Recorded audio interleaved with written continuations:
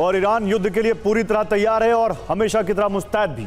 यही वजह है कि अमेरिकी हमले के तुरंत बाद ईरान से बदले का एक्शन भी शुरू हो गया है। ईरान ने जैसी चेतावनी दी थी वैसा ही हुआ। ईरान ने फिर अरब में मौजूद अमेरिकी ठिकानों को निशाना बनाया। ईरान के हमलों का पैटर्न इस बार जरूर थोड़ा अलग था। ईरान से कुवैत, बहरीन और जॉर्डन में मौजूद अमेरिकी सैन्य ठिकानों को निशाना बनाया, जबकि ओमान, यूएई और कतर में एक भी हमला नहीं किया गया। इससे साबित हो रहा है कि हमले न करने के बदले इन देशों से मोटी रकम वसूलने के दावों में दम है। ईरान ने कद्र मिसाइलों से हमला किया, इमाद मिसाइलों का भी इस्तेमाल किया गया। दावा है कि बड़ी तबाही के लिए खैबर शिकन मिसाइलें भी दागी गई।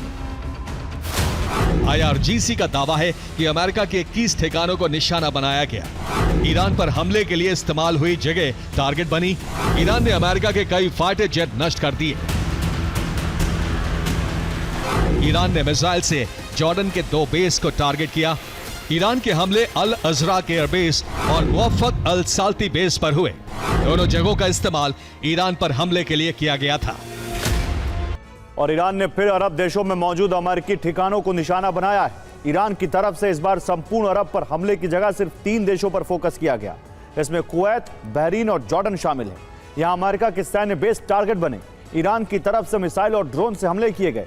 हर बार हमलों की शुरुआत यूएई से होती थी, लेकिन इस बार गौर करने वाली बात है कि यूएई, ओमान और कतर में शांति रही। इन देशों पर कोई हमला नहीं किया गया। कुछ दिन पहले खबर आई थी कि इन देशों पर हमला नहीं करने के भरोसे के बाद ईरान ने मोटी रकम वसूली है।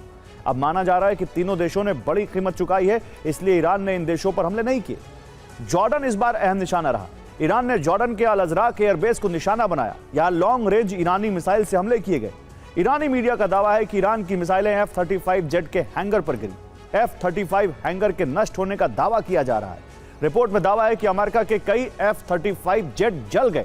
बहरीन में अमेरिकी नौसेना पर हमला किया गया। बहरीन में अमेरिकी नेवी का बेस है। बहरीन में यूएस की 5th फ्लीट की तैनाती है। नेवल बेस से ईरान पर अक्सर हमले किए जाते हैं, इसलिए नेवल बेस पर हमला करके ईरान ने अमेरिका से बदला लिया है। ईरान के पास इमाद और गदर 1 जैसी मिसाइलें भी हैं, जिनकी रेंज 1700 किलोमीटर है और ईरान इनसे भी अमेरिकी बेस को निशाना बना सकता है। ईरान के मिसाइल भंडार में फतेह 1 नाम की मिसाइल है, हज कासिम मिसाइल है, खैबर शिकन मिसाइलें हैं। ये सभी 1400 किलोमीटर दूर तक मौजूद टारगेट को नष्ट करने में सक्षम है। ईरान के बिल्कुल करीब मौजूद बेस और टारगेट पर ईरान डेजफुल नाम की मिसाइलों की बरसात कर सकता है।